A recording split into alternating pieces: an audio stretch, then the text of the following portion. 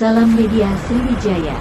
Artis Baim Wong dan istrinya telah memenuhi panggilan penyidik terkait laporan dari Sahabta Polisi yang melaporkan pasangan ini terkait dengan konten prank KDRT dengan pasal 20 KUHP yang berbunyi, barang siapa memberitahukan atau mengadukan bahwa telah dilakukan suatu perbuatan pidana padahal mengetahui bahwa itu tidak dilakukan diancam dengan pidana penjara paling lama 1 tahun 4 bulan.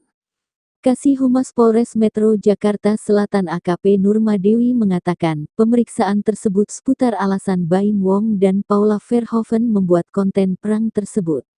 Untuk sementara ini pertanyaan dari saudari kita P ada 19 pertanyaan lebih kurang, kemudian untuk saudara kita BW ada 25 pertanyaan lebih kurang, ujar Nurma.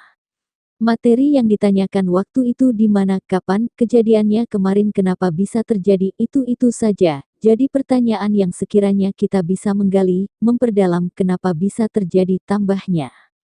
Nurma menjelaskan, pemeriksaan yang dijalani Baim Wong dan Paula Verhoeven hari ini atas laporan yang dibuat Ormas Sahabat Polisi Indonesia pada tanggal 3 Oktober tahun 2022.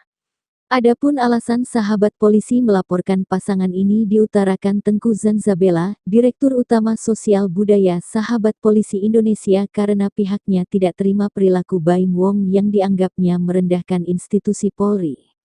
Ini jadi alasan melaporkan pasangan selebriti ini.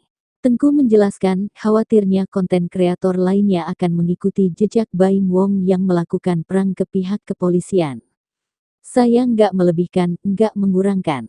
Karena adanya ini, saya jadi jawabannya begini. Memang seperti kelihatannya. Mau mengedukasi, kata Baim Wong. Baim Wong mengatakan kontennya tersebut bukanlah video prank, tetapi dirinya tidak masalah apabila masyarakat menyebutnya video prank.